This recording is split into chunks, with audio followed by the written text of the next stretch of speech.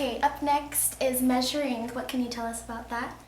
Okay, measuring is an important step in the marketing process that essentially deals with finding out whether or not what you're doing is working. I think one of the biggest complaints that a lot of artists have is that it's very, very difficult to, market themselves and to promote themselves. They feel overwhelmed with the amount of responsibilities that they have, right? Yeah, exactly. Yeah, they do. I mean, it's just like there's only so much time in a day, Right. And what I found out is what a lot of people are doing is doing the same things over again, but just hoping for different results. And of course, that is the definition of insanity, essentially, right? So the idea is to go, let's do the right things. Let's not just do things, let's do the right things, obviously. So what you want to do is you want to put some systems in place just simply to check and see, is it working?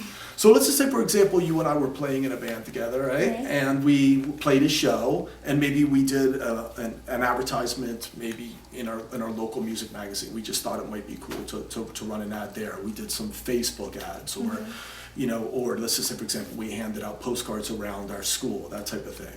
And we had a relatively successful night, right? We might just sort of to imply things. We might say, well, everything we did worked. So the next time we play again, we might just do those same things. Right. But by simply asking when people come through the door and making sure that somebody asks the question, how did you hear about this event? We might come to find out that no one heard about it through our Facebook ads. So there's no point in doing it, right? Exactly. And rather than dishing out our hard-earned money that we could spend on top ramen instead, right?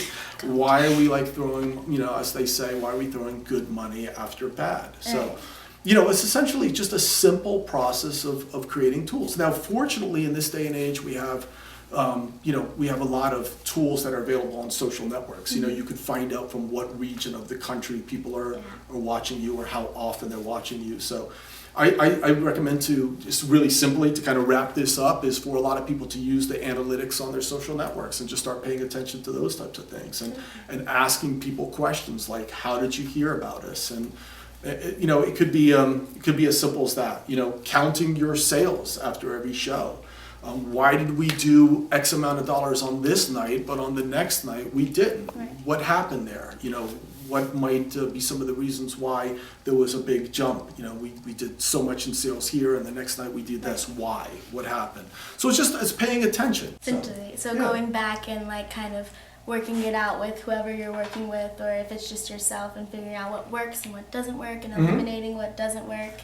And keeping up what works, right? There you go. Makes sense. I think that's the idea behind it. Okay.